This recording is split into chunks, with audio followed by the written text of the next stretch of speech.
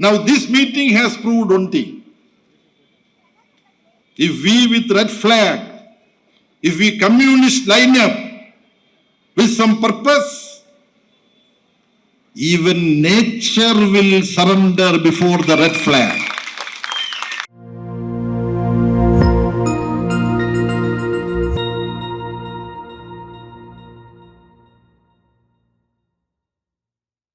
அன்பார்ந்த தோழர் ராமகிருஷ்ணன் அவர்களே,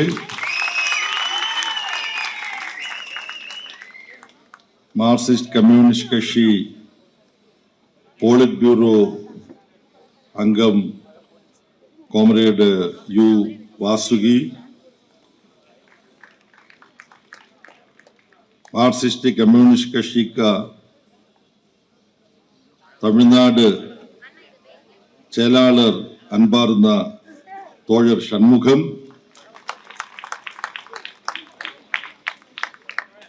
ഇവിടെ உட்காருங்க அன்பார்ந்த தோழர்களே, என்னுடைய தமிழ் இப்போ തീർന്നു போச்சிருக்கு. ഇതിനേക്കാൾ കൂടുതൽ തമിഴ് എൻ്റെ പക്കത്തിൽ ഇല്ല. First of all, I would like to extend warm revolutionary greetings to all the comrades who are present here, and also the state committee, district committee up to the branch, who have jointly organized a massive state level campaign from last 15th to up to 20th, taking up livelihood issues of the people, of workers, peasants, women, youth, agricultural laborers and so on, and also the issue of communal hatred that is being propagated by fascistic RSS and Sangha Parivar in the length and breadth of the country.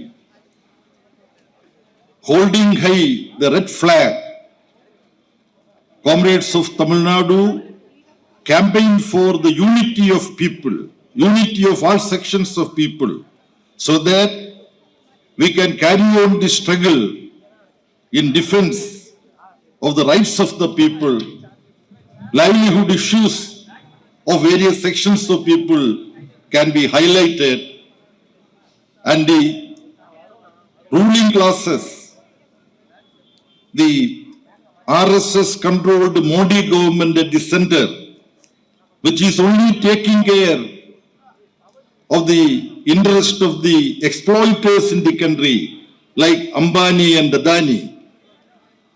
Even though Modi speaks about Sabke Saath Sabka Vikas, he is only taking care of the Vikas of Ambanis and Adanis. And we have, through this campaign in Tamil Nadu, highlighted these problems of the people and the wrong policies of the ruling classes, so that we would be able to unite the people, workers, peasants, women, youth and students, to take up the real issues and problems of the people. தோழர்களே, முதலில் அவர் தமிழிலே பேசத் தொடங்கினார். நீங்கள் அறிந்திருப்பீர்கள். அரசியல் தலைமை குழு உறுப்பினர் யு வாசுகி உள்பட மாநில செயலாளர் சண்முகம் மற்றும் இங்கே வந்திருக்கிற அனைத்து கட்சி தோழர்களே, மாநில குழு, மாவட்ட குழு மற்றும் பல்வேறு பகுதியிலிருந்து வந்திருக்கிற கட்சி தோழர்களுக்கு அவர் தன்னுடைய புரட்சிகரமான வணக்கத்தை தெரிவித்துக் கொண்டார். அடுத்ததாக, கடந்த 20 நாட்களாக மாநிலம் முழுவதும் நடைபெற்ற பிரச்சார பயணத்தை முடித்துவிட்டு இப்பொழுது இங்கே வந்திருக்கிறீர்கள். அந்த பிரச்சார பயணத்திலே தமிழ்நாட்டில் பாதிக்கப்பட்டிருக்கிற ஏழை எளிய மக்கள், சாதாரண மக்கள், உழைப்பாளிகள், விவசாயிகள் போன்றவர்களுடைய இப்படியான பல்வேறு பிரச்சனைகளை மக்கள் மத்தியிலே எடுத்துச் சென்றிருக்கிறீர்கள்.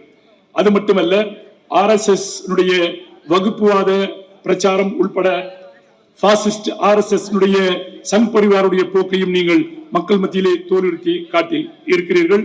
உங்களுக்கு செங்கொடி உயர்த்தி நாங்கள் வணக்கத்தை செலுத்த விரும்புகிறோம். அதே போல பல்வேறு மக்களுடைய ஒற்றுமையை வலியுறுத்தி இதை மக்கள் மத்தியிலே எடுத்துச் சென்றிருக்கிறீர்கள். மேலும் மக்களுடைய வாழ்வாதார பிரச்சனைகள் பலவற்றையும் இந்த பிரச்சார பயணத்திலே நாம் முன்னெடுத்திருக்கிறோம். இதை முன்னிறுத்தி பல்வேறு பிரச்சனைகளை நாம் மக்கள் மத்தியிலே பேசியிருக்கிறோம். மேலும் RSS தலைமையிலே இருக்கிற மோடி அரசு என்பது இந்த நாட்டில் இருக்கிற உழைப்பாளிகளுக்கு தவிர உழைப்பாளிகளை விட்டுவிட்டு பெரும் முதலாளிகளாக இருக்கிற அம்பானி அதானி போன்றவர்களுக்கான அரசாக இது இருக்கிறது. ஆனால் பேசுகிற போது அவர் சப்கே சாத் சப்கே விகாஸ் என்றார். இது அனைவருக்குமான அரசு, அனைவருக்குமானது என்று சொல்லுகிறார். ஆனால் அவருடைய ஆட்சி என்பது அம்பானி அதானிக்கு மட்டுமே இருக்கிறது என்பதை இந்த காலகட்டத்திலே நாம் அதை தோற்கடித்து காட்டிக் கொண்டு வந்து கொண்டு இருந்திருக்கிறோம். Friends and comrades, very recently we had a very gruesome air crash in which, nearly 300 people, those who have traveled in the Air India aircraft, except for one, rest of the people got killed. And many medical college students also got killed. And the entire country was shocked. We all mourned, expressed our sorrow over this tragedy, which is very, very important. But in the context, we should also understand something. The death of those who got burnt in the aircraft, that is very shocking. But certain deaths that take place in our society, the society, we are apprehensive whether we are taking sufficient serious note of this or not. For example, during the over 10-year rule of Narendra Modi, we have the statistics available. Daily wage workers, lakhs of them commit suicide because of their very, very disastrous living conditions. Farmers, peasants, agricultural laborers, they also commit suicide, which is being recorded by the National Crime Record Bureau. So roughly more than 350,000 people, daily wage workers, agricultural laborers and farmers committed suicide because they are unable to carry on with the unbearable living conditions. So when hundreds of people got killed in an accident, naturally we are shocked, we are pained, we pay homage. But every day, agricultural laborers, peasants, daily wage workers, they are committing suicide because of the wrong policies of the ruling classes, Modi government. This also we have to take note of. தொடர்களே, அண்மையில் உங்களுக்கு தெரியும் ஒரு மிக படுகோரமான விமான விபத்து ஒன்று நடைபெற்றது. அதிலே 300க்கும் மேற்பட்ட மக்கள் கொல்லப்பட்டிருக்கிறார்கள், ஒரே ஒருவரை தவிர. அதே நேரத்தில் அந்த விமானம் எங்கு இடித்து சாய்ந்ததோ அங்கு இருக்கிற ஒரு மருத்துவக் கல்லூரியில் இருந்த மாணவர்களும் அங்கே சில பேர் இறந்து போனார்கள். நாட்டிலே இது ஒரு மிகப்பெரிய அதிர்ச்சியான செய்தியாக இருந்தது என்பதை நாம் அறிந்தோம். இப்படிப்பட்ட மரணங்கள் நிகழ்ந்து இருக்கக்கூடாது என்பதுதான். ஆனால் அதே நேரத்தில் இப்படியான மரணங்கள் சமூகத்தில் கூட ஏராளமாக நடைபெற்றுக் கொண்டிருக்கிறது. கடந்த 11 ஆண்டுகளாக நடைபெறுகிற இந்த மோடி ஆட்சியின் கீழ் பல்வேறு புள்ளி விவரங்கள் என்ன சொல்லுகிறது என்றால், ஏராளமான ஏழை உழைப்பாளிகள், விவசாயிகள், விவசாய மக்கள் போன்றவர்கள் பல பேர் அவர்களுடைய வாழ்வாதாரத்தை இழந்து அவர்களுக்கு உணவு எடுத்துக் கொள்வதற்கான ஊதியம் கூட இல்லாமல் பல பேர் அவர்கள் தற்கொலை செய்து கொள்கிறார்கள். குறிப்பாக 3.5 லட்சத்துக்கும் மேற்பட்ட இப்படியான மக்கள் தற்கொலை செய்து கொண்டிருக்கிறார்கள் என்பதை நாம் மிக அழுத்தத்தோடு வருத்தத்தோடு பார்க்கிறோம். இவர்களுக்கு நாம் நமது ஆழ்ந்த இரங்கலை தெரிவித்துக் கொள்கிறோம். இதே நேரத்தில் இப்படிப்பட்ட கொலைகள், இப்படிப்பட்ட தற்கொலைகள் ஏன் நடைபெறுகிறது, எதனால் நடைபெறுகிறது என்பது குறித்தும் நாம் கவனம் செலுத்த வேண்டும். Friends, we know the kind of false promises to mislead youth and the people Narendra Modi and other BJP leaders have been dishing out in their rhetoric, in their speeches. We all remember unemployment being a very, very important problem in our society. Modi, to attract youth and people, made a tall declaration that his government will provide 2 crore jobs every year. Don't you remember that? Now, his government is moving towards the 11th year of his rule.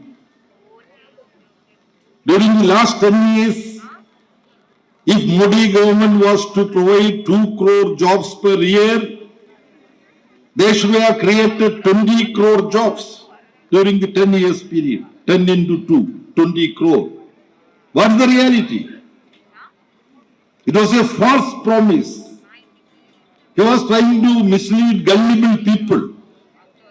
On the contrary, while this government gave false promise about job creation, what they were doing?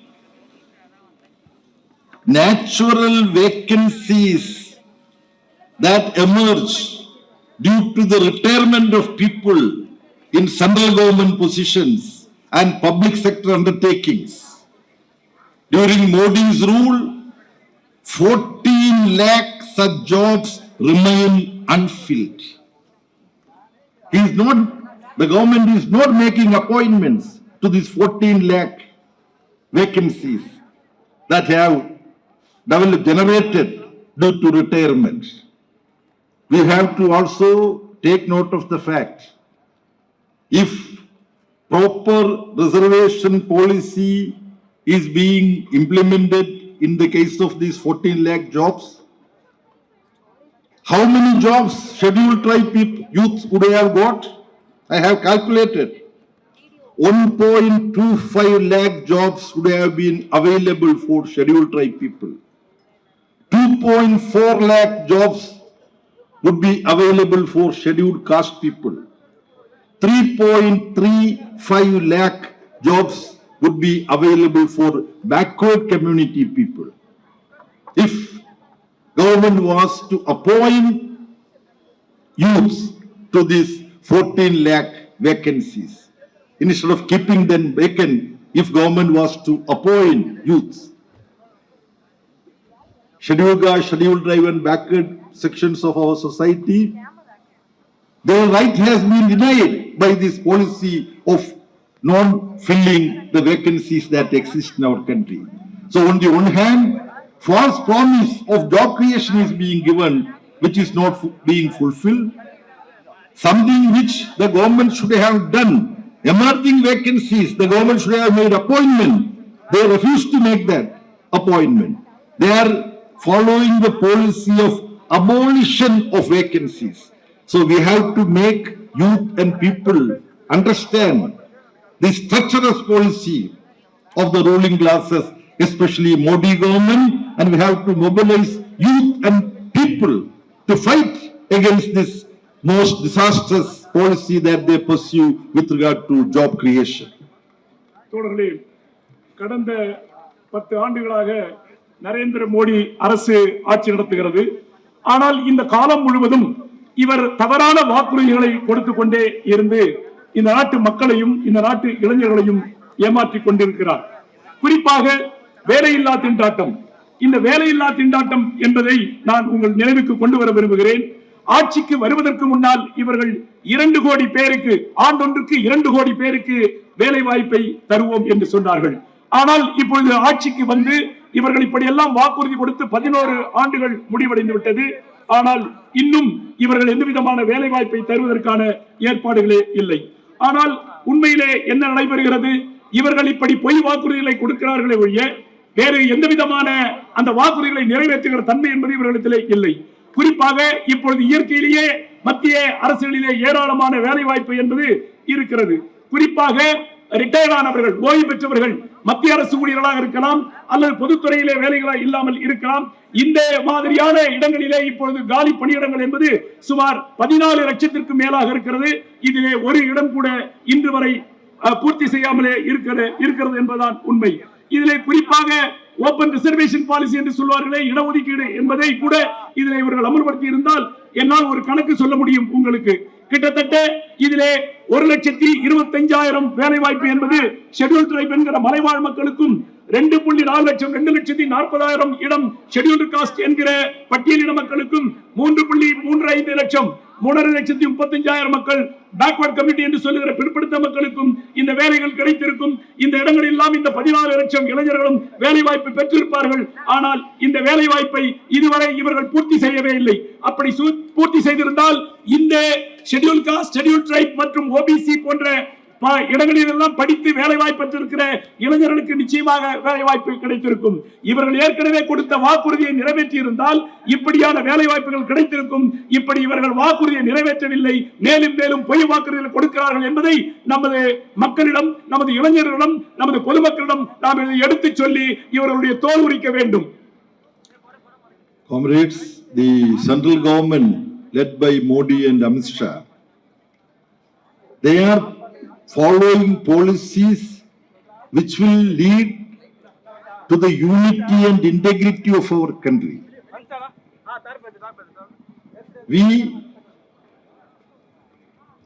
see in our constitution a concept that strong states and strong center should coexist.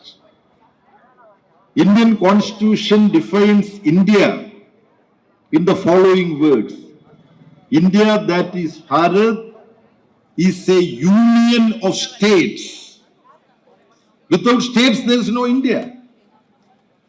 What is the policy pursued by Narendra Modi now? He is selectively ignoring and denying the rights of set of states which are not falling in line with RSS and BJP. With the operation of GST, goods and services tax, most of the tax revenue goes into the hands of the center. Even earlier, substantial extent of tax revenue used to go to center. So in the constitution itself, there is a provision for a finance commission, central finance commission, to decide how the money collected from the length and breadth of the country needs to be vertically and horizontally distributed, how it should be divided between central government and state governments, and how it should be distributed among various state governments. This authority is being misused by Narendra Modi government in a highly discriminatory manner. Due to paucity of time, other senior leaders are to speak. I don't want to explain these things at length, but I shall put it very briefly. Modi government is denying the rightful share of states like Tamil Nadu, Kerala and various other states where governments are there which are not part of BJP alliance, NDA alliance. What is the plight of Tamil Nadu? The fourth finance commission provided 7.9% for the state of Tamil Nadu when it is from the divisible pool. By the time 15th Finance Commission started working, it has come down from 7.9% to 4.07%, almost half. Naked discrimination, vengeance. With regard to Kerala, population also is a factor in this. During the 10th Finance Commission, Kerala had 3.87% from the divisible pool. now during the 15th Finance Commission, this has straight away made into half from 3.8%, 1.9%. This discriminatory attitude, this will make states revolt against center. We are not revolting. We want national integration. We want India to remain together. But if the central government behaves in an irrational and vindictive manner to states which are not politically falling in line with BJP and RSS, there would be very difficult situation. There are many other instances. You see, effort to impose Hindi over non-Hindi speaking states. And Tamil Nadu has very strongly came out against this. Then the latest instance is about the archaeological surveys work which was undertaken in period. In a scientific manner, archaeologists, they unearthed various archaeological material, and they have sent it abroad for carbon dating and such scientific methods through which scientists can find out, archaeologists can find out what was the level of the civilization. So it was proved a very ancient civilization existed in the banks of Vaigai River. Iron, that period, those who lived those days, they were using iron to make instruments. Various findings. Now, I think 982-page report, a very renowned archaeologist, Mr. Ramakrishnan, he submitted. There is Archaeological Survey of India. Because of the intervention by those who advocate a different approach with regard to our ancient history, Manuvadis, they want to say that in different parts of India there was no great culture. Everything was as part of the Aryan culture. One need not have to go into those details. So, they have intervened. They said that this is not good enough. The evidence that is being shown are not sufficient. You see, now in Delhi, under Narendra Modi, there are a group of peculiar scientists. They have to be called pseudo-scientists who are saying that plastic surgery existed in ancient India because Ganapati, head of elephant and body of human being. So ancient Indian scientists were competent enough to perform plastic surgery and various other atrocious arguments they make. But here, clearly scientific excavation and findings were made because this will establish the fact not only in different parts of India, different parts of the globe, there used to be great civilization at different epochs. Mesopotamian civilization, Egyptian civilization, Anga civilization, then Chinese civilization. These are all scientific findings, and we all should be proud that in the southern part of our country, in Tamil Nadu, in the banks of Vaigai, there was a great civilization existed long time ago in the ancient times. But RSS controlled institutions under Narendra Modi in Delhi, they are unwilling to accept this. They are unwilling to accept science, archaeological science. I am very happy to note that our Parliament member, Comrade Su Venkatesan took it up. Communist Party of India, Marxists took it up. The state government of Tamil Nadu under Mr. M.K. Stalin, state government also strongly taken it up. This issue also we have to take to the masses, the people, how communalization of science and archaeological studies is happening under Narendra Modi and Amit Shah. தோழர்களே, உங்களுக்கு தெரியும், மத்தியிலே இப்பொழுது நரேந்திர மோடி மற்றும் அமித்ஷா இந்த இருவருடைய ஆட்சி, இவருடைய அதிகாரம் எப்படியெல்லாம் கொடிகட்டி பறக்கிறது. இவருடைய கொள்கை இந்த நாட்டுடைய ஒருமைப்பாட்டை எப்படி சீர்குலைக்கிறது. இந்த நாடு இந்தியா என்கிற ஒரு நாடு இந்திய அரசியல் சாசனத்தின்படி பல்வேறு மாநில அமைப்புகளை, மாநில அரசுகளை ஒன்றிணைத்து நடைபெறுகிற ஒரு யூனியன் ஆஃப் ஸ்டேட்ஸ் என்று சொல்லுகிற ஒரு மாநிலங்களை எல்லாம் அரவணைத்து போகிற ஒரு கூட்டு மாநில அரசாக இது இருக்க வேண்டும்.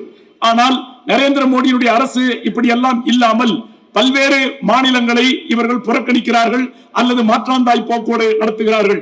இவர்களுடைய கொள்கைகளுக்கு ஒத்து வரவில்லை என்றால், பிஜேபி, RSS, சங் பரிவாரோடு அவர்கள் ஒத்து போகவில்லை என்றால் அவர்களை இரண்டாம் பட்சமாக நடத்துகிறார்கள். உங்களுக்கு எல்லாம் தெரியும், கூட்ஸ் அண்ட் சர்வீஸ் டாக்ஸ் என்று சொல்லுகிற ஜிஎஸ்டி வரி இப்பொழுது எப்படி இருக்கிறது என்று. இந்த ஜிஎஸ்டி வரி என்பதை இந்திய நாடு முழுவதும் இருக்கிற மாநிலங்களில் இருந்து மத்திய தொகுப்புக்கு அதை அனுப்புகிறார்கள். ஆனால் மத்திய தொகுப்பிலே இருக்கிற மத்திய அரசு அதை ஈக்குவலாக அல்லது சமமாக பல்வேறு மாநில அரசுகளுக்கு பிரித்து தருவது இல்லை. குறிப்பாக பைனான்ஸ் கமிஷன் என்று சொல்லப்படுகிற பொருளாதார ஆய்வறிக்கை என்பது சொல்லியும் கூட இவர்கள் எந்த விதமான முயற்சிகளையும் அதில் எடுப்பதில்லை.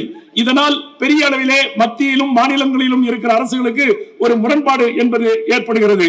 ஆகவே இது மிகப்பெரிய முரண்பாடு என்பதும், இப்படியான ஒரு பெரிய கருத்து வித்தியாசங்கள் மாநில அரசுக்கும் மத்திய அரசுக்கும் ஏற்படுவதற்கு மத்தியில் இருக்கிற இந்த ஆட்சி வழிவகுக்கிறது என்பதை நாங்கள் சொல்லிக்கொள்ள விரும்புகிறோம்.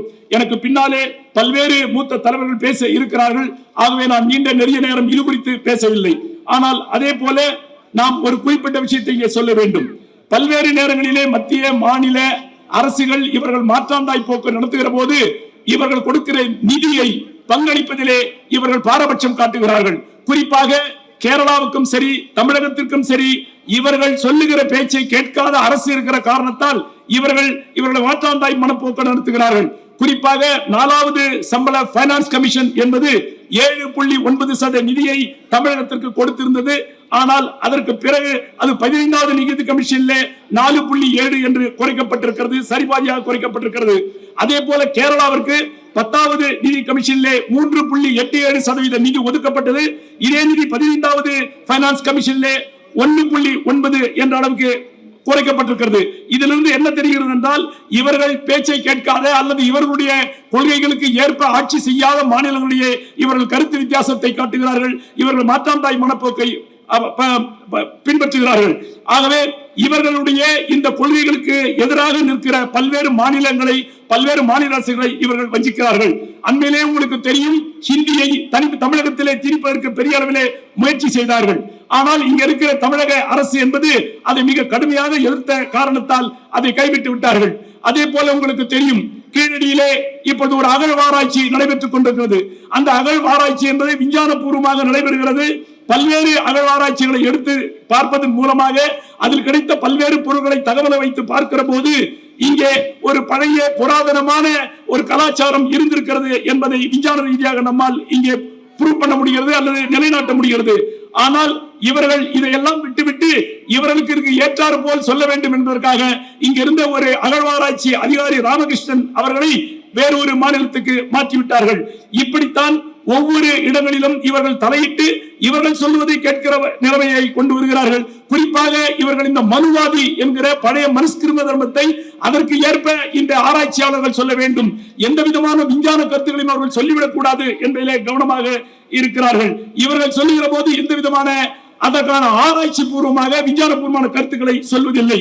உதாரணமாக உங்களுக்கு தெரியும், டில்லியிலே மோடிக்கு ஆலோசனை சொல்லுகிற பல்வேறு விஞ்ஞானிகள் இருக்கிறார்கள். இவர்கள் எல்லாம் போலி விஞ்ஞானிகள். இவர்கள் சொல்லுகிறார்கள், முற்காலத்திலே இந்தியாவிலே பிளாஸ்டிக் சர்ஜரி செய்வதன் மூலமாக உங்களுக்கு தெரியும், மிருகத்தினுடைய தலையையும் மனிதனுடைய தலையும் வைத்தெல்லாம் இறைவனை படைத்திருக்கிறார்கள் என்றெல்லாம் கூட சொல்லியிருக்கிறார்கள். ஆனால் இதில் எந்த விதமான விஞ்ஞான பூர்த்த கருத்துக்களும் இல்லை என்பதுதான் உண்மை. ஆகவே இப்படிப்பட்ட நிலைமையிலிருந்து இந்த கீழடி ஆராய்ச்சியை நாம் ஆராய்ச்சி பண்ணுகிற போது சொல்லுகிற போது அந்த ஆராய்ச்சியாளர் சொல்லுகிறார்கள், இது புராதனமான பல்வேறு விஷயங்களை அடக்கி இருக்கிறது. உதாரணமாக இது எகிப்து நாகரிகம் என்பது இருக்கிறது, சைனா நாகரிகம் என்பது இதற்கு இருந்திருக்கிறது என்பதெல்லாம் விஞ்ஞானபூர்வமான ஆராய்ச்சி சொல்லுகிற போது, ஆனால் RSS பிஜேபியும் அவர்களை கட்டுப்படுத்தக்கூடிய பல்வேறு நிறுவனங்களும் இதை எதிர்த்து சொல்லுகிறார்கள். குறிப்பாக இங்கே இருக்கிற பாராளுமன்ற உறுப்பினர் தோழர் சு வெங்கடேசன் அவர்களும் மார்க்சிஸ்ட் கம்யூனிஸ்ட் கட்சியும் இதை கையிலே எடுத்து மிகப்பெரிய இயக்கமாக நடத்தி அதிலே தொடர்ந்து இந்த போராட்டங்களை இந்த பிரச்சனைகளை முன்னெடுத்து மக்கள் மத்தியிலே இவருடைய கொள்கையை தோல்வித்து காட்டிக் கொண்டிருக்கிறார்கள். இதையும் நாம் தொடர்ந்து செய்ய வேண்டும். What had happened in Pahalgam in Jammu and Kashmir on April 22nd shocked the entire country and also the world. 26 people, except for one, rest were innocent tourists. They were shot dead point blank in Pahalgam by a group of terrorists. Not only that, they shot down these people, they identified people before shooting them down by their religion. This was a diabolic move to make communal division within the entire country. That was the purpose of these communally oriented terrorists and their action. But their game plan was initially foiled by the people of our country, including those of Jammu and Kashmir. We all stood like a single person and condemned the terrorist action and said that we will remain united against terrorism. But the way in which people of Kashmir, in a way inspired at this moment of tragedy, needs to be noted. See, one young pony handler, Adil Shah, he is only 30-year-old. When we Cpim delegation visited Jammu and Kashmir, 10th and 11th of this month, MP's delegation, I was also there. And Comrade Su Venkatesan was there from Tamil Nadu. And MPs of Cpim from Bengal, Kerala and Rajasthan, they were there. We met the wife, father and mother of Adil Shah. We told them that the entire country is standing with you. Your son heroically declared the attitude of Jammu and Kashmir that you are not with terrorists.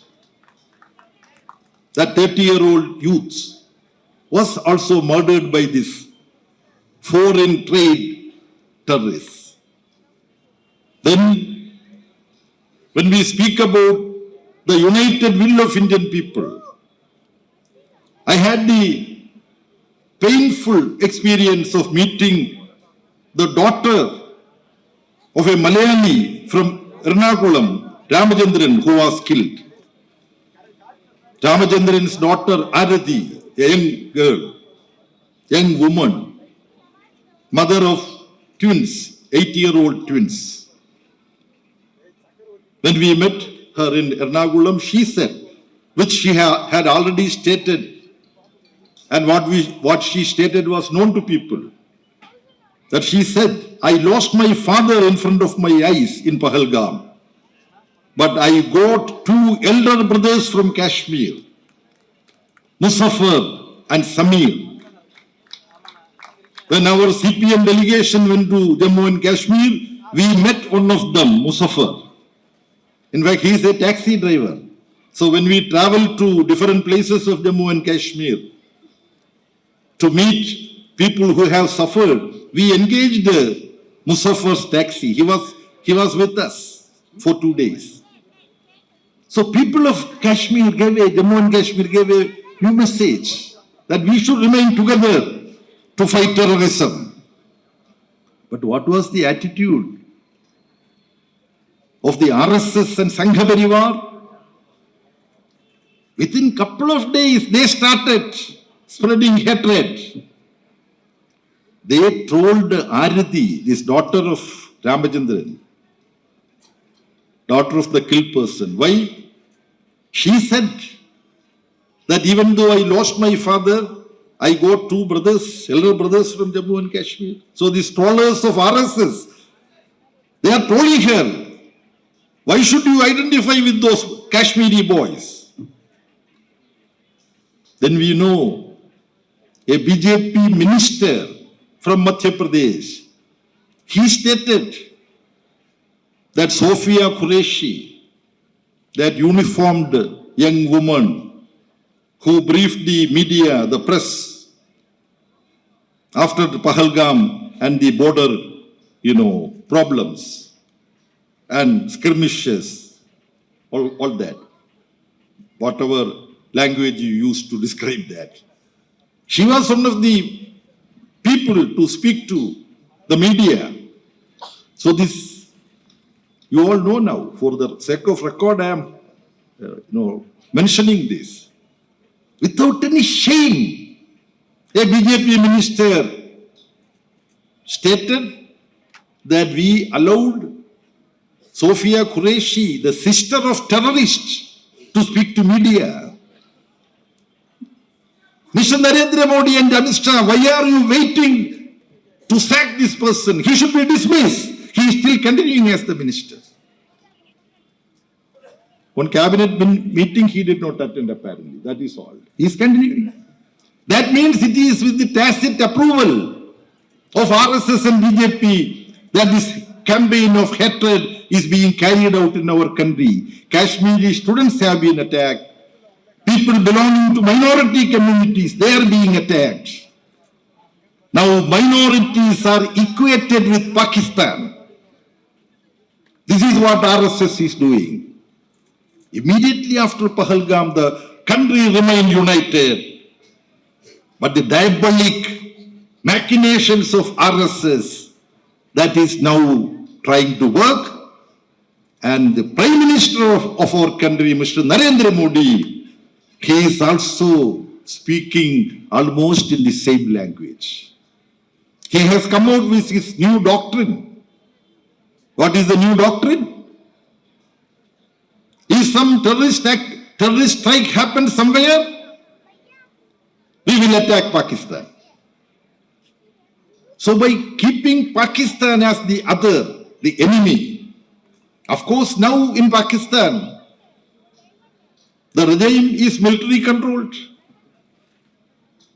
But people of Pakistan are not with that. We have to differentiate between the militaristic and communalized administrative sections in Pakistan and the people of Pakistan. There are communally organized outfits in our country also. But we will not dump that entire section by their religion. That is Islamophobia.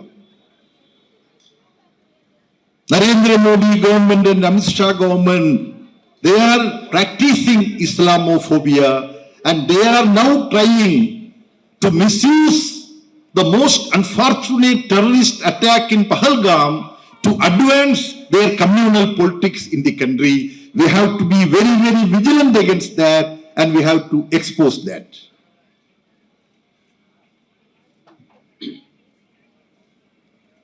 தோழர்களே, உங்களுக்கு தெரியும், April மாதம் 22ஆம் தேதி ஜம்மு காஷ்மீர் மாநிலத்திலே இருக்கிற பஹல்காம் என்ற பகுதியில் ஒரு 26 அப்பாவி டூரிஸ்டுகள் கொல்லப்பட்டார்கள் தீவிரவாதிகளால். இந்த செய்தி என்பது நாடு முழுக்க ஒரு மிகப்பெரிய பரபரப்பை உண்டு செய்தது. அதே நேரத்தில் இந்த செய்தியை சில தீவிரவாதிகள் அந்த டூரிஸ்டுகளை கொலை செய்ததை எப்படி பார்க்கிறது மக்கள் எப்படி பார்க்கிறார்கள், இந்த அரசு எப்படி பார்க்கிறது என்றால், இதன் மூலமாக உடனடியாக ஒரு வகுப்புவாத துவேஷத்தை அந்த மக்கள் மத்தியிலே தூண்டி விடுகிறார்கள். இதை ஒரு ஆதாரமாக பயன்படுத்தி அந்த ஜம்மு காஷ்மீரிலே இருக்கிற சிறுபான்மை மக்களுக்கு எதிராக தூண்டி விடுகிறார்கள். ஆனால் அந்த பகுதியில் இருக்கிற மக்கள் யார் தீவிரவாதிகள், யார் பொதுமக்கள், யார் தவறு செய்கிறார்கள் என்பதை தெரிந்துதான் வைத்திருக்கிறார்கள். அந்த பகுதி மக்கள் இதை புரிந்து கொண்டிருக்கிறார்கள், அவர்கள் ஒற்றுமையாக இருக்கிறார்கள். அதே நேரத்தில் உங்களுக்கு தெரியும், அந்த இடத்திலே ஒரு போனி என்கிற குதிரை மீட்டு ஏற்றி சவாரிகளுக்காக அந்த டூரிஸ்டுகளை அழைத்து செல்கிற ஒரு இளைஞர் 30 வயது இருக்கும். அவர் அந்த மக்களை காப்பாற்றுவதற்காக ஒரு முஸ்லீம் இளைஞர் இந்த தீவிரவாதிகளுக்கு எதிராக கடுமையாக போராடி அவர்களும் இந்த தீவிரவாதிகளால் தாக்கப்பட்டு அவர் மரணமடைந்தார். அவரையும் அவரது குடும்பத்தாரையும் அவருடைய தாய் மற்றும் தந்தை அவரையும் நாங்கள் கம்யூனிஸ்ட் கட்சியினுடைய சார்பாக ஒரு குழு அங்கு போய் சென்று சந்தித்தோம். அந்த குழுவிலே கேரளாவை சேர்ந்த பாராளுமன்ற உறுப்பினர்கள், தமிழகத்தை சேர்ந்த தோழர் சு வெங்கடேசன் அவர்களும், ராஜஸ்தானை சேர்ந்த பாராளுமன்ற உறுப்பினர், மேற்கு வங்காளத்தை சேர்ந்த போன்ற உறுப்பினர் நாங்கள் இருந்தோம். நாங்கள் அந்த குழுவினர்களை போய் சென்று சந்தித்தோம். அவருக்கு சொன்னோம், அந்த தாயர்களும் அந்த குடும்பத்திலும் சொன்னோம், நீங்கள் சற்றும் கவலைப்பட வேண்டாம், இந்த நாடு முழுவதும் நாட்டு மக்களும் உங்கள் மகனுக்கு பின்னால் இருக்கிறோம், உங்களுக்கு பின்னால் இருக்கிறோம், யார் வந்து நினைத்தாலும் இந்த இதை அசைக்க முடியாது என்று நாங்கள் சொன்னோம். அதே போல உங்களுக்கு தெரியும், கேரளாவை சேர்ந்த ராமச்சந்திரன் என்பவருடைய மகள் அந்த கோர சம்பவத்திலே தாக்கப்பட்டார்கள். இந்த இடத்திலே கூட அவர்கள் என்ன சொன்னார்கள் என்றால், நாங்கள் தாக்கப்பட்டாலும் கூட எங்களுக்கு ஆதரவாக அங்க முஸ்லீம் இளைஞர்கள் இருவர் இருந்தார்கள். உதாரணமாக முசாபர் என்கிற டாக்ஸி டிரைவர் இருந்தார். அவர் எங்களுக்கு ஜம்மு காஷ்மீர் முழுவதும் சுற்றி காண்பித்தார். ஆகவே எங்களுக்கு முஸ்லீம் இளைஞர்கள் எங்கள் சகோதரராக இருக்கிறார்கள். நாங்கள் ஒருபோதும் இந்த RSS சங் பரிவாரத்தினுடைய இந்த வகுப்புவாத பிரச்சனைக்கு ஆளாக மாட்டோம் என்று உறுதியாக சொன்னார். ஆனால் மாறாக என்ன நடந்தது என்றால், ஒரு மத்திய பிரதேச மாநிலத்தில் இருக்கிற ஒரு அமைச்சரே அங்கு போய் இந்த சோபியா குரேசி என்பவர் யார், அவர் எப்படி இந்த தீவிரவாதிக்கு ஆதரவாக பேசுகிறார் என்று தவறாக அவர்களை வழிநடத்துகிறார்கள். இதே நேரத்திலே அவர்கள் யூனியன் கேபினெட் அமைச்சரவை கூட்டம் நடந்தது. அந்த கூட்டத்திலே கூட அவர் கலந்து கொள்ளவில்லை. இப்படியாக இவர்கள் சாதாரண இந்த தீவிரவாதிகள் பிரச்சனையை கூட ஒரு வகுப்புவாத பிரச்சனையாக இந்த RSS பிஜேபி மதவாத சக்திகள் முன்னெச்சரிக்கையாக இதை செய்கிறார்கள். இதையெல்லாம் நாம் எதிர்த்து போராடுவதும் இது குறித்து மக்கள் மத்தியிலே ஒரு பிரச்சாரத்தையும் எடுத்து இது மிகப்பெரிய பிரச்சாரமாக மக்கள் இப்படிப்பட்ட வகுப்புவாத பாரதிய ஜனதா கட்சி மற்றும் RSS வகுப்புவாத தாக்குதலுக்கு அவருடைய பிரச்சாரத்துக்கு நாம் இரையாகிவிடக் கூடாது என்பதை கவனமாக இருக்க வேண்டும். When all these developments, extraordinary developments had happened, the opposition, including Cpim, demanded that Prime Minister should participate in all-party meeting. But Narendra Modi, there was 2 all-party meetings held at different occasions. He was in India. He chose not to attend all-party meeting. What an undemocratic and authoritarian attitude he had shown. And he was going to give public speeches without participating in the all-party meeting. Then opposition demanded that there has to be a special session of parliament convened so that various aspects, the security lapse, how 100 kilometers inside India these terrorists could come from abroad or from Pakistan occupied Kashmir. What a serious security lapse it is. These issues need to be discussed. Moreover, Operation Citu, with big fanfare, Narendra Modi started. Our party said that don't escalate. Escalation of this conflict will lead to great loss for the people of India and also people of Pakistan. That is not good. Then the stand government took that Indus water treaty would be put in pause. People of Punjab is divided to Indian side and Pakistan side. Part of Punjab is in Pakistan, part of Punjab is in India. And you know, wheat and lot of agricultural products are there in Indian part of Punjab.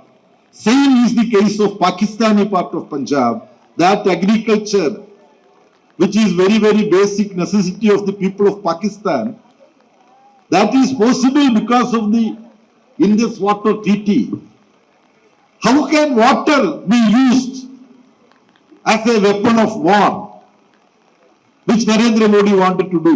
We said all these issues we need to discuss. So convene a special session of parliament. He is unwilling. Then what did he do?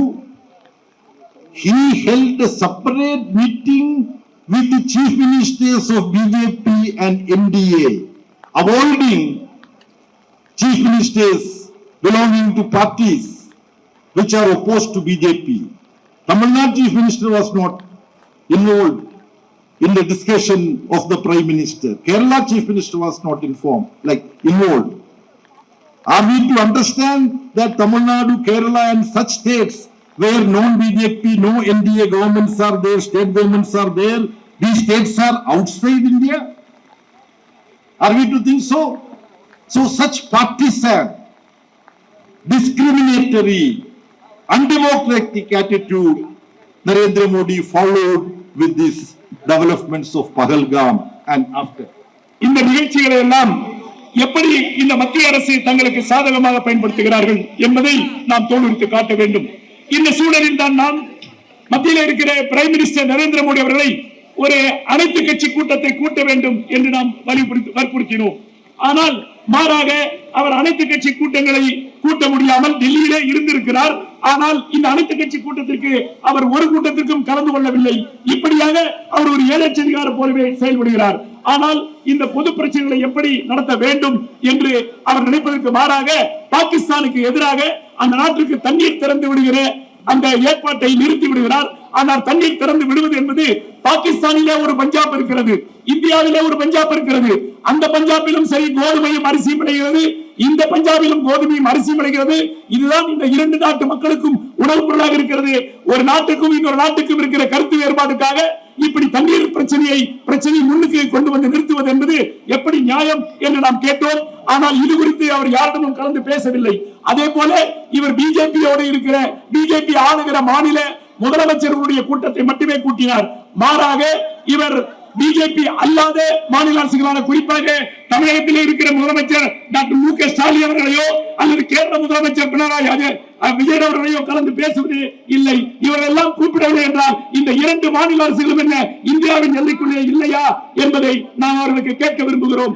ஆகவே இப்படியான இந்த சூழலிலே ஒரு பகல்காமிலே நடந்த ஒரு சாதாரண விஷயத்தை எப்படி வகுப்புவாத விஷயமாக மாற்றுகிறார்கள் என்பதையும் இதை எப்படி இந்த ஆட்சி அவர்களுக்கு சாதகமாக மாற்றுகிறார்கள், மக்களை பிரிக்க முயல்கிறார்கள் என்பதையும் இவர்களை நாட்டு மக்களிடத்திலே தோல்வித்து காட்ட வேண்டும். அதற்கான முயற்சியை நாம் தொடர்ந்து நடைபெற செய்ய வேண்டும்.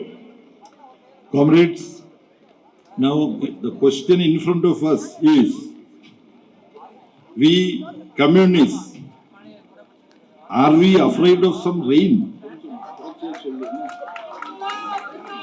Our comrades face bullets. Our comrades face jail, lathi charge. That is the tradition of comrades of Kiyonmani, comrades of Telangana, and all that. So facing rain is not a very big issue. But this is the inclement weather. So common sense demands that we should not prolong the meeting beyond a point.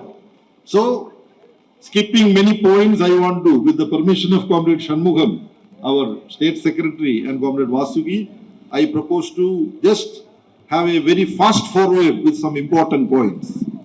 With regard to Pahalgam and after, you must be now thinking in your mind, why our General Secretary is not mentioning about Donald Trump? Yes, it was Donald Trump who announced to the world that he intervened with the leaders of India and Pakistan, and I have ensured a ceasefire. It is he who has announced. Now people are discussing, the other day Narendra Modi had a long conversation with Donald Trump. After that conversation also, earlier in different parts of the globe when Donald Trump was traveling, everywhere he was almost 12 times, a dozen times, he claimed that he intervened and ensured ceasefire. This is against Shimla agreement for a third party involvement. This is the position of India, all political parties, including BJP, that no other country should be involved in problems between India and Pakistan. India and Pakistan should discuss and decide. This is our position. Mr. Narendra Modi, who permitted you to allow Donald Trump to intervene and make this claim?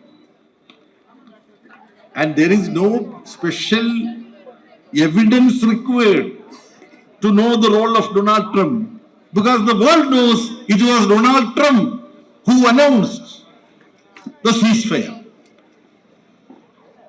Later on only, from Indian side and from Pakistan side, explanations were made. All that details I don't want to go into. So this also we want to discuss.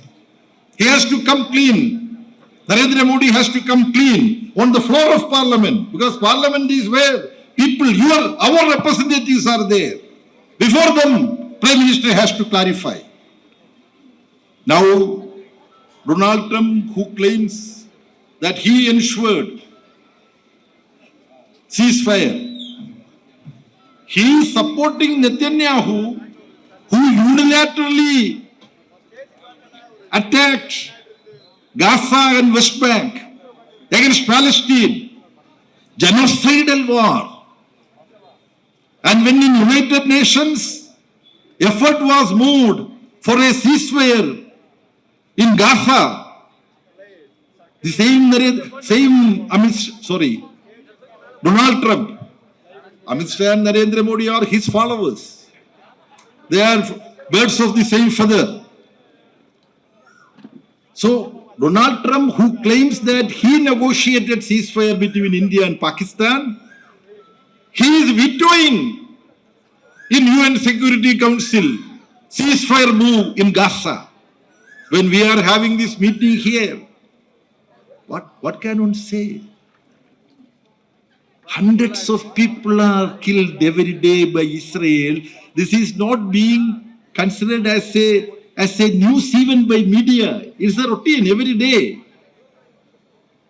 Children, poor children, pregnant people, women, old people, media people, those who organize relief, UN representatives, they are all getting killed by Israel. What for? There is no ceasefire. America is against ceasefire. Then Iran is being attacked by Israel. Iran has scientists doing research to develop nuclear capability, according to them, for peaceful purposes. America and Israel say that they are using it for weaponization. We have the experience. America launched an attack against Iraq and Saddam Hussein. Don't we remember that? What they were saying? Iraq has weapons of mass destruction. That is the term used. Weapons of mass destruction. America attacked Iraq. If Saddam Hussein and Iraq had some weapons of mass destruction, they would have used that for self-defense. But they did not use. They didn't have any weapons of mass destruction. Later on, they very casually said, oh, that was some wrong information we got, that they have weapons of mass destruction. They attack and destroy a country, destroy its leader, kill its, recognized leader. Then they say that it was some wrong information. We did all that. Now Iran is being attacked. It will have very huge repercussion in the world economy. It can flare up. We don't know what will happen. What is happening now, we don't know. Who is responsible for this? The Zionist, fascist rogue state, criminal state of Israel, of Netanyahu. Incidentally, when I say Netanyahu heads a criminal state, Netanyahu is a criminal. Most of you know. If he steps out of his prime ministership, the legal system in Israel will summon him. Trial was going on, and it was almost sure, goes without saying, that he will be convicted and he will be put in jail. So he is a criminal to be put in jail as per the legal jurisprudence of Israel. He is carrying out this genocidal war against Palestine, not only to eliminate Palestine and erase Palestine, that is the project of Zionism, but he is doing it also for self-sustenance, self-survival. And American imperialism is supporting all this. This is a criminal gang up. American administration has turned out to be a rogue state now. This is the fact of the matter. Through massive campaign, we have to make people understand these things. There are a lot of intricacies, but in simple language we have to explain this. Here, so far as the people of India are concerned, we should also take note of the fact that Narendra Modi and company, they have abandoned the time-tested foreign policy that we have been following since the times of freedom struggle. On Palestinian issue, Mahatma Gandhi had stated, it is on record, it is in writing. Mahatma Ji said, England is the country of English people. France is the country of French people. Germany is the country of German people. Similarly, Palestine is the country of Arab people. This is Mahatma Gandhi. This is before Israel was set up. Because before Israel was set up, Mahatma Gandhi was assassinated in January 1948. Israel came into existence later on, the same year in 1948. There was two-nation solution for Palestinian question. I don't want to go into the details. But Narendra Modi is now, he has abandoned Palestine. India as a country always remained with Palestine. It's not a Muslim-Jewish issue. What was the struggle movement of Palestine known? PLO, Palestinian Liberation Organization. In that, later on, Hamas developed in the 80s. Various other details is irrelevant now. We support Palestine as a national liberation movement. But Narendra Modi has abandoned that. Now when Iran is being attacked, he is not taking a position which the non-aligned movement used to take. So because of the strategic alliance Narendra Modi and Donald Trump is having, now the foreign policy, the policy which always kept India along with the newly liberated countries from colonial rule, that approach is being abandoned by Narendra Modi and company. This also we need to very strongly explain to people. This is a very important, because this is reflecting in the economic policies of Narendra Modi also. Whatever Narendra Modi is dictated by Donald Trump and imperialism, mostly he is following. The Trump tariff war, he is not standing up against Trump. If negotiations, the way it is expected to go as per the report, Narendra Modi is going to surrender before Donald Trump. Indian farmers will suffer if what is being pressurized by Donald Trump over India government, which if India government accepts, Indian farmers will suffer. Medium, small and micro industries of our country would suffer. Pharmaceutical industry will suffer. So this is a major issue. So it's only an issue of foreign policy. It affects the domestic life of farmers and various other sections of society. தொடர்களே, நம் முன்னால் ஒரு கேள்வி இருக்கிறது. நாம் யார்? நாம் கம்யூனிஸ்டுகள். நாம் எதற்கும் அஞ்சப் போவதில்லை. நாம் குண்டடியை சந்தித்தவர்கள், லத்தி சார்ஜை சந்தித்தவர்கள், நமக்கு முன்னால் கீழ்வெண்மணி என்கிற மிகப்பெரிய போராட்டம் தெரிகிறது, தெலுங்கானா போராட்டம், இப்படி பல்வேறு போராட்டங்களை சந்தித்து இதையெல்லாம் தாண்டி நாம் வெளியே வந்தவர்கள். ஆனால் இதற்கு பின்னாலே தோழர்கள் பேசி இருக்கிறார்கள், நிலைமை சரியாக இல்லை, சீதோஷ தட்பவெப்ப நிலைமை சரியாக இல்லை என்கிற காரணத்தால் நான் சுருக்கமாக பேச விரும்புகிறேன். இந்த பஹல்காம் நிகழ்ச்சிக்கு பிறகு என்னெல்லாம் நடந்தது என்பதை நாம் மக்கள் மத்தியிலே சொல்லிக் கொண்டிருக்கிற இந்த நேரத்திலே டொனால்ட் ட்ரம்பினுடைய பங்கு, அவருடைய வேலை என்ன என்பதையும் சொல்ல வேண்டும். அவர் டொனால்ட் ட்ரம்ப் என்ன சொல்லுகிறார் என்றால், இந்தியாவுக்கும் பாகிஸ்தானுக்கும் நடைபெற்ற இந்த சண்டையை அவர்தான் பஞ்சாயத்து செய்து தீர்த்து வைத்தார் என்று பல இடங்களிலே சொல்லி வருகிறார். அது மட்டுமல்ல, அவர் சென்ற இடங்களில் எல்லாம் இந்த பிரச்சாரத்தை செய்து வருகிறார். சுமார் 12 முறை இதை அவர் மீண்டும் மீண்டும் சொல்லி வந்து கொண்டிருக்கிறார். ஆனால் நரேந்திர மோடி அவர்கள் அதற்கு ஒருபோதும் சரியான பதில் சொன்னதே இல்லை. ஆனால் மாறாக இது குறித்து நாம் ஏதேனும் கேட்டால் அவர் இதற்கு மறுப்பலாகவே பதில் சொல்லுகிறார். இதிலிருந்து என்ன தெரிகிறது என்று சொன்னால், நாம் இப்படியான பல்வேறு விஷயங்களிலும் கவனமாக இருக்க வேண்டும். நாம் ஒரு நாட்டிற்கும் இடையே பிரச்சனை ஏற்படுகிற போது அந்நிய நாட்டு அல்லது மூன்றாவது நாட்டினுடைய தலையீட்டை எப்பொழுதும் விரும்புவதில்லை என்பதில் நாம் தொடர்ந்து சொல்லிக் கொண்டிருக்கிறோம். ஆனால் மாறாக ட்ரம்ப் தான் இதில் தலையிட்டு இந்த 2 நாடுகளுக்குமான பிரச்சனையை தீர்த்து வைத்தார் என்று சொல்லுகிறார். இவர் கிட்டத்தட்ட இவருடைய அடிவருடிகளாகவே அமித்ஷாவும் மோடியும் இருக்கிறார்கள் என்பதுதான் நாம் இங்கே பார்த்து கொண்டிருக்கிற நிலைமை என்பது. ஆனால் மாறாக என்ன நடைபெறுகிறது? இந்த கொடுமைகளை எல்லாம் இவர்கள் தட்டி கேட்பதில்லை. குறிப்பாக இஸ்ரேல் தொடர்ந்து பாலஸ்தீனத்தை தாக்கி வருகிறது. ஒரு காலத்திலே சுதந்திரத்துக்கு முன்னால் இருந்து இந்திய நாட்டிலே அயல் நாட்டு கொள்கை என்பது எப்படி இருந்தது என்றால், நாம் கூட்டுச்சேரா நாட்டுடைய கொள்கையை கடைபிடித்து வந்தோம். இந்த நாட்டிலே பாலஸ்தீனத்திற்கு நாம் ஆதரவாக இருந்து வந்தோம். ஆனால் மாறாக இப்பொழுது பாலஸ்தீனம் தாக்கப்படுகிற போது அது பற்றி நாம் வாய் திறப்பதே இல்லை. இப்படியான சூழல்கள் தொடர்ந்து இருக்கிறது என்பதுதான் இங்கே பிரச்சனை.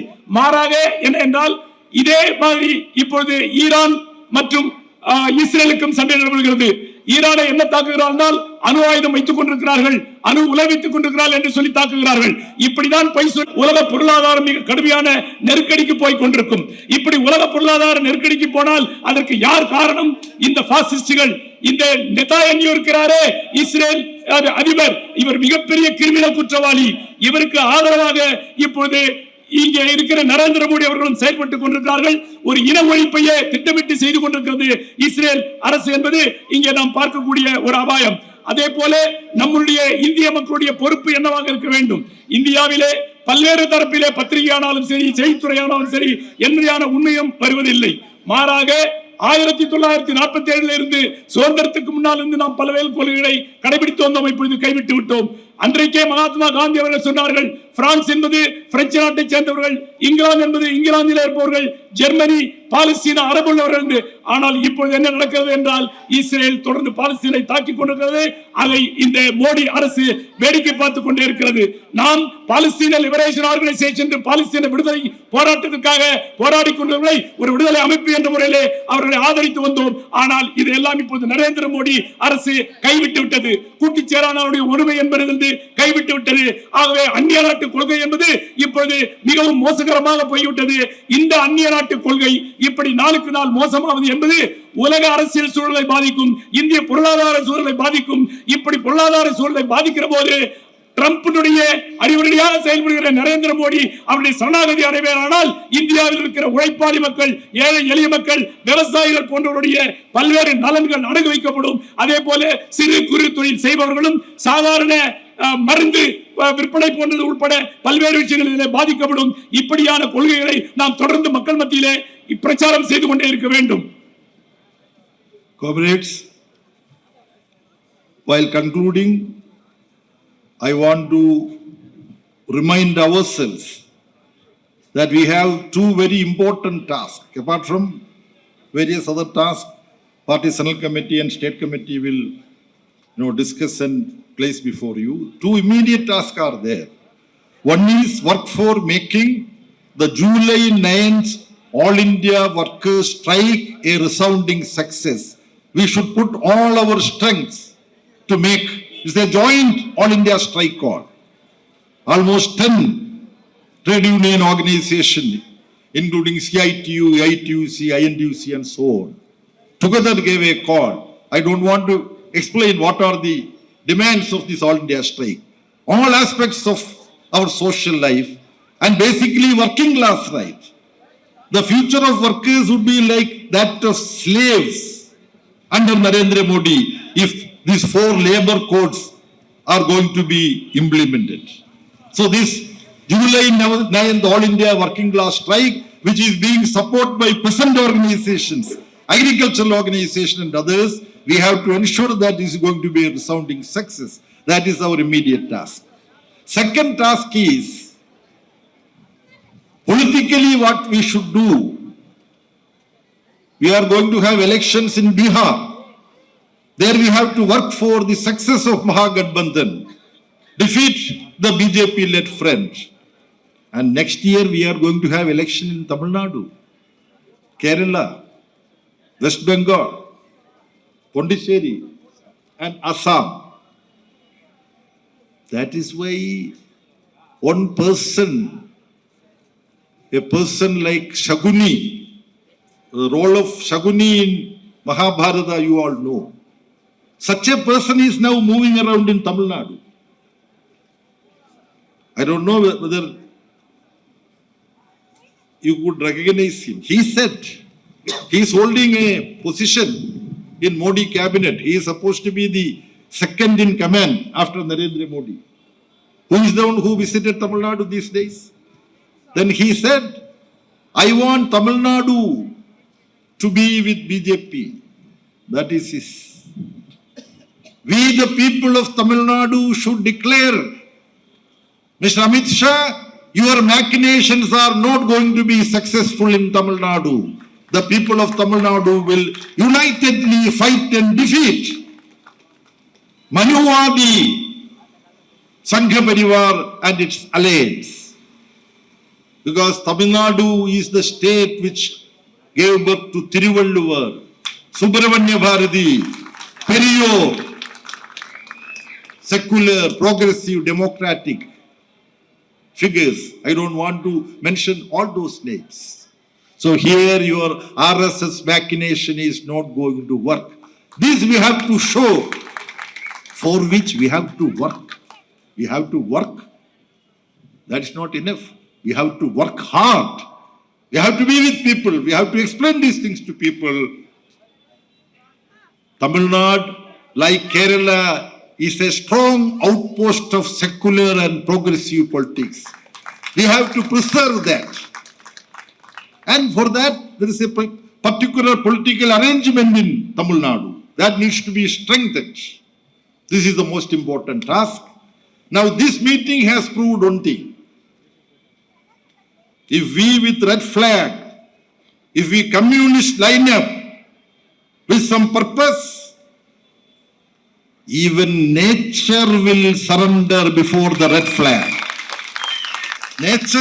Nature just tried with some drizzle and some outpour whether this meeting can be disrupted. Nature was just testing, just experimenting. How is this communist? Nature already knows. But nature was testing how the communists are now. Or they still have willpower to stand up, to resist. You have proved that, so red salute to you. Thank you very much. I conclude. தோழர்களே, இறுதியாக நான் உங்களது கவனத்திற்கு மிக முக்கியமான 2 நம் முன்னால் உள்ள கடமைகளை கொண்டு வர விரும்புகிறேன். இது மத்திய குழுவும் மாநில குழுவும் சேர்ந்து எடுத்த முடிவுகளாகும். ஒன்று, வருகிற ஜூலை மாதம் 9ஆம் தேதி நாடு முழுவதும் நடைபெற இருக்கிற ஒரு மிகப்பெரிய வேலை நிறுத்தம். இந்த வேலை நிறுத்தத்திற்கு இந்திய நாடு முழுவதும் இருக்கிற 10 மத்திய தொழிற்சங்கங்கள் அறைகூவல் விடுத்திருக்கிறது. இந்த வேலை நிறுத்தம் என்பது சாதாரண உழைப்பாளி மக்கள் மற்றும் கிராமப்புறங்களிலே இருக்கிற ஏழை விவசாயிகள் போன்றவர்களுக்கும் பொதுமக்களுடைய விலைவாசி உயர்வுக்கு எதிராகவும் உள்ள மிகப்பெரிய வேலை நிறுத்தம். அதே போல 4 தொழிலாளர் விரோத சட்டங்கள் இந்த அரசு அமல்படுத்துவதை கண்டித்து நடைபெறுகிற வேலை நிறுத்தம். இந்த 4 தொழிலாளர் விரோத சட்டங்கள் அமல்படுத்தப்படுமையானால் நரேந்திர மோடி அரசிலே நமது தொழிலாளர்கள் எல்லாம் அடிமைகளாக நடத்தப்படுவார்கள். ஆகவே வருகிற ஜூலை 9ஆம் தேதி அன்று நடைபெற இருக்கிற நாடு முழுவதும் நடைபெற இருக்கிற இந்த வேலை நிறுத்தத்தை நாம் வெற்றிகரமாக நடத்த வேண்டும். இரண்டாவதாக நமக்கு ஒரு மிகப்பெரிய அரசியல் கடமை நம் முன்னால் இருக்கிறது. உங்களுக்கு தெரியும், வருகிற ஆண்டில் கிட்டத்தட்ட தமிழ்நாடு, கேரளா, மேற்கு வங்காளம், பாண்டிச்சேரி, அஸ்ஸாம் ஆகிய 5 மாநிலங்களிலே சட்டமன்ற தேர்தல்கள் நடைபெற இருக்கிறது. இந்த சூழலில் தான் ஒரு சகுனி இங்கே வலம் வந்து கொண்டிருக்கிறார். உங்களுக்கு தெரியும், மகாபாரதத்திலே இருக்கிற சகுனி, அந்த சகுனி தமிழகத்திலே வலம் வந்து கொண்டிருக்கிறார் என்பது நீங்கள் அறிவீர்கள். நான் அவர் பெயரை சொல்ல விரும்பவில்லை. இங்கே தமிழகத்திலே கால் ஊன்றி விடலாம் என்று நினைக்கிறார்கள். இங்கே வேறு சில நபர்கள் அவருடைய துணையோடு இங்கே கால் ஊன்ற முடியும் என்று நினைக்கிறார்கள். ஆனால் இங்கே ஒருபோதும் மனுவாதி சங் பரிவார் கும்பலை தமிழக மக்கள் அனுமதிக்க மாட்டார்கள். ஏனென்றால் திருவள்ளுவரும் பாரதியும் பெரியாரும் இந்த மண் சுவீகரித்திருக்கிறது. அவர்கள் மக்கள் மதசார்பற்ற மக்களது கொள்கைக்காக நின்ற மக்கள். அவர்கள் வாழ்ந்த இந்த தமிழக மண்ணில் RSS ஒருபோதும் கால் ஊன்ற முடியாது என்பதை நாம் அவர்களுக்கு உணர்த்த வேண்டும். ஆகவே இப்படிப்பட்ட பிரச்சாரங்களை நாம் மக்கள் மத்தியில் எடுத்து செல்ல வேண்டும். தமிழகத்தை போலவும் கேரளாவை போலவும் ஒரு வலுவான மதசார்பற்ற மக்கள் நல அரசை உருவாக்க வேண்டும் என்று நாம் ஒரு முடிவெடுக்க வேண்டும். உங்களுக்கு தெரியும், நாம் முடிவெடுத்தால் அந்த முடிவை நிச்சயமாக அமல்படுவோம்.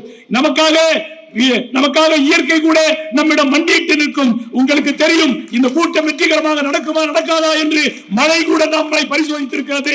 அந்த மழையை கூட பொருட்படுத்தாமல் மிக வீரமாக இந்த கூட்டத்தை அமர்ந்து அழகாக நீங்கள் நடத்தியதற்காக மீண்டும் உங்களுக்கு என்னுடைய செவ்வணக்கத்தை சொல்லி விடைபெறுகிறேன். நன்றி, வணக்கம்.